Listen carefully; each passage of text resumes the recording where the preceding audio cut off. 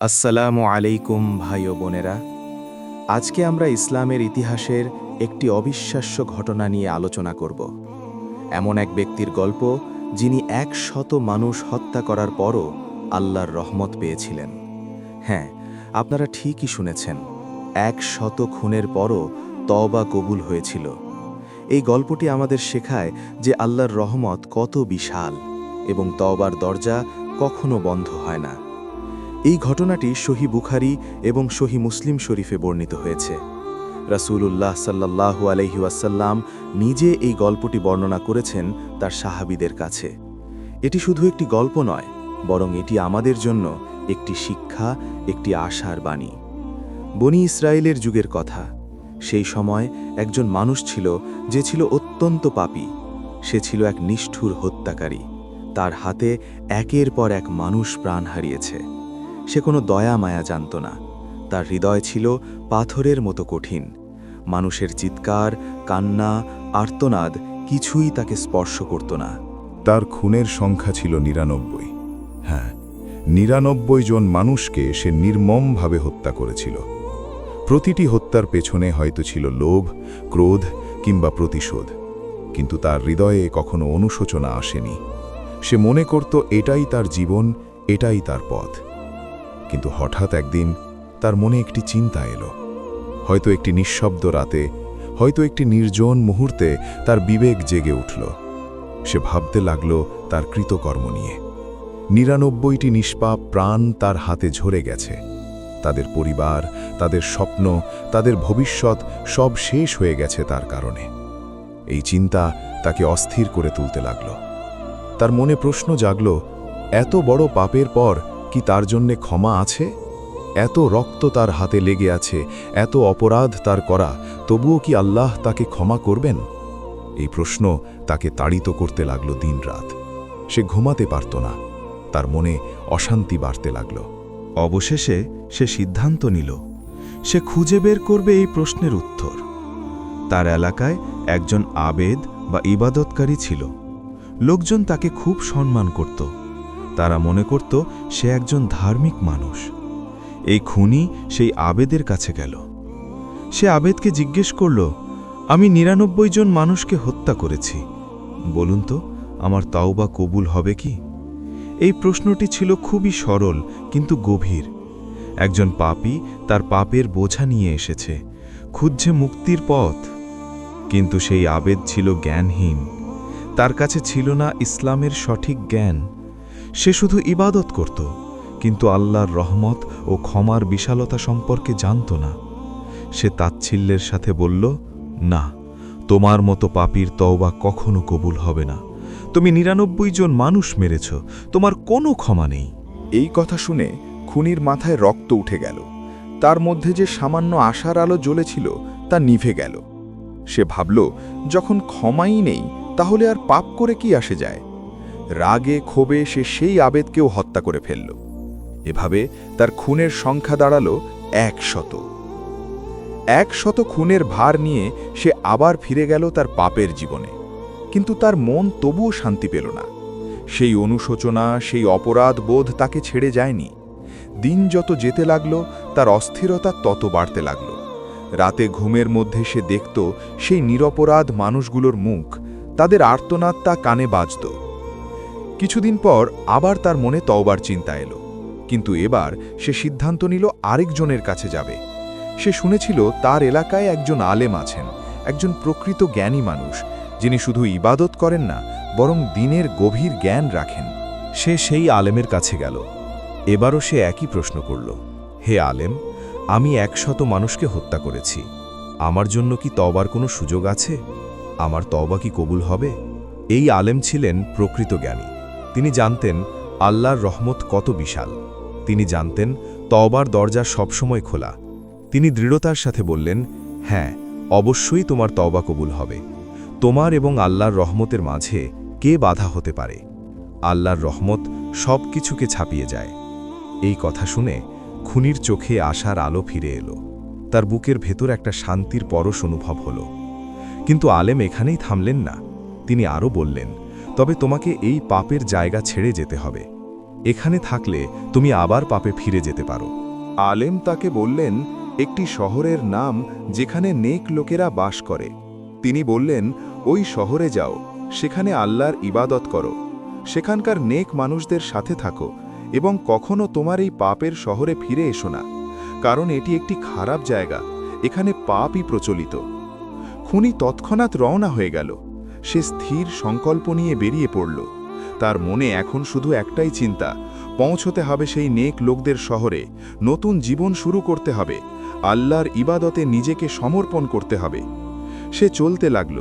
মরুভূমির উত্তপ্ত বালুর ওপর দিয়ে রুক্ষ পথ ধরে সে এগিয়ে গেল। তার পায়ে ফোস্কা পড়ল, গলা শুকিয়ে গেল, শরীর ক্লান্ত হয়ে এলো, কিন্তু সে থামল না। তার হৃদয় ছিল তওবার আগ্রহ, ছিল নতুন জীবনের আশা। সে চলছিল আর চলছিল। প্রতিটি পদক্ষেপে সে আল্লাহকে ডাকছিল, প্রতিটি নিঃশ্বাসে সে ক্ষমা চাইছিল। তার চোখ দিয়ে অশ্রু ঝরছিল অনুশোচনায়। সে প্রার্থনা করছিল, হে আল্লাহ, আমাকে ক্ষমা করো, আমি ভয়ঙ্কর পাপ করেছি, কিন্তু এখন আমি তোমার কাছে ফিরে আসতে চাই। কিন্তু মাঝপথে তার উপর মৃত্যু এসে গেল। হ্যাঁ, সে পৌঁছতে পারল না সেই নেক লোকদের শহরে। দুই শহরের মাঝখানে মরুভূমির বুকে তার মৃত্যু হল। সে পড়ে গেল বালুর উপর, তার শরীর নিথর হয়ে গেল, তার যাত্রা থেমে গেল। কিন্তু এখানেই শেষ নয়, এখান থেকেই শুরু হলো এক অলৌকিক ঘটনা। মৃত্যুর পর তার রূহের ব্যাপারে সিদ্ধান্ত নিতে আসলেন ফেরেশতারা। দুই দল ফেরেশতা এলেন। এক দল ছিলেন রহমতের ফেরেশতা, আরেক দল ছিলেন আজাবের ফেরেশতা। রহমতের ফেরেশতারা বললেন, এই ব্যক্তি তওবা করেছিল, সে সত্যিকারের অনুশোচনা নিয়ে আল্লাহ দিকে ফিরে এসেছিল, সে তার পাপের জায়গা ছেড়ে নেক লোকদের কাছে যাচ্ছিল, সে আল্লাহর রহমতের উপযুক্ত।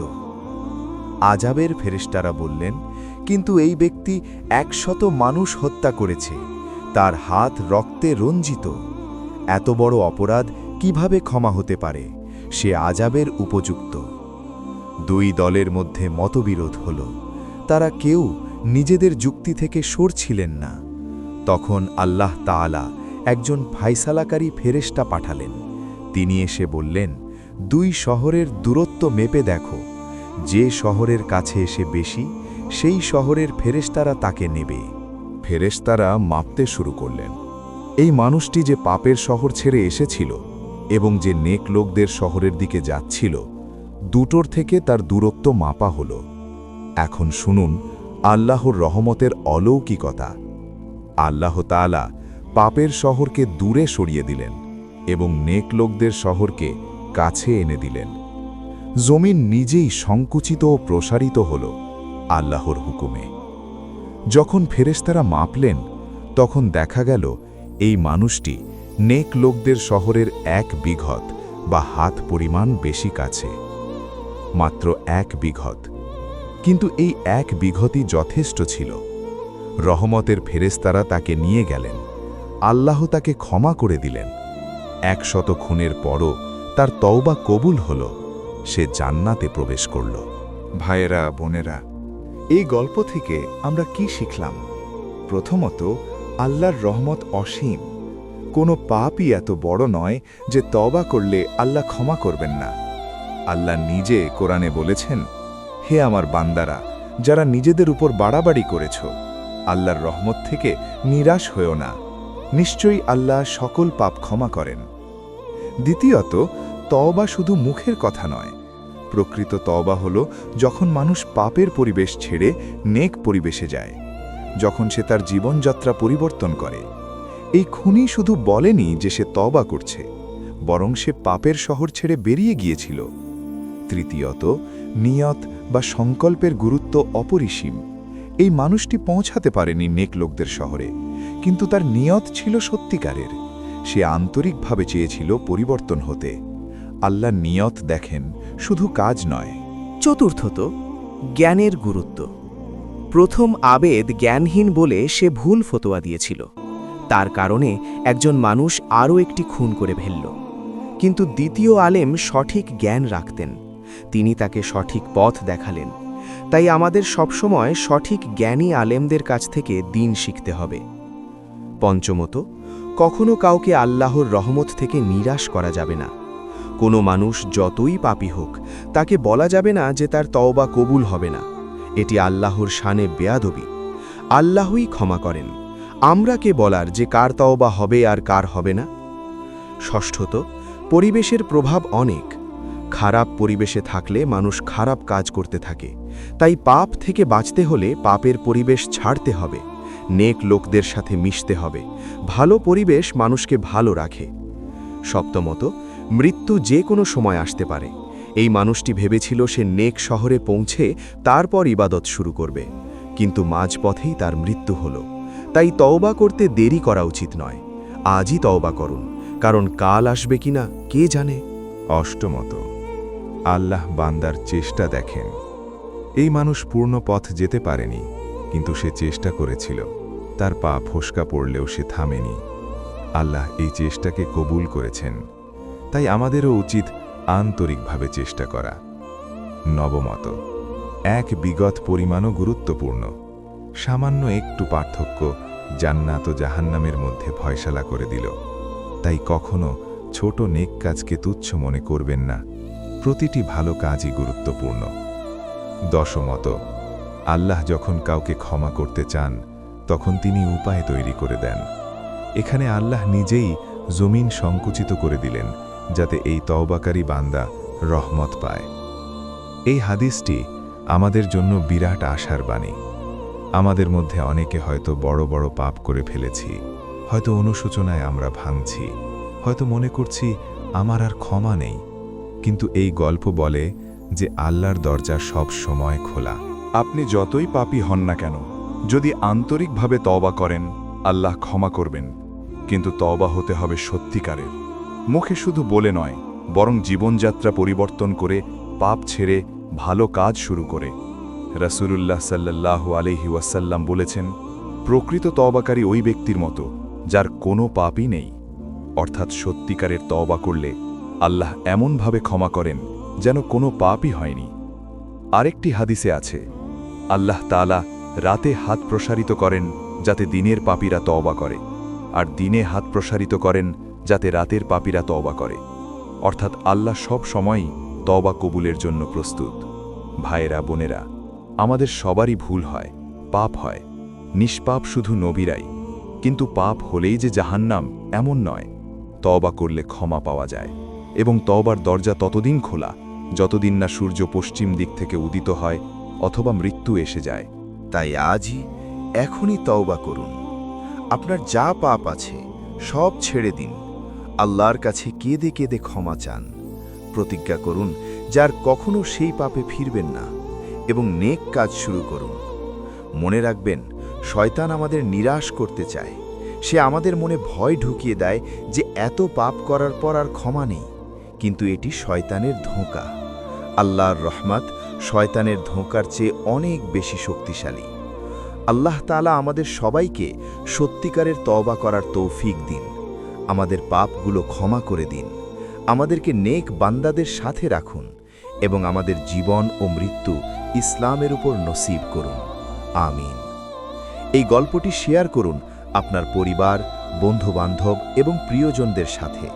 কেউ হয়তো পাপের বোঝা নিয়ে ভুগছে, এই গল্প তাদের আশা দেবে। কেউ হয়তো নিরাশ হয়ে গেছে, এই গল্প তাদের সাহস দেবে। আল্লাহ তাআলা আমাদের সবাইকে হেদায়েতের পথে রাখুন। আসসালামু আলাইকুম ওয়া রাহমাতুল্লাহি ওয়া বারাকাতুহু।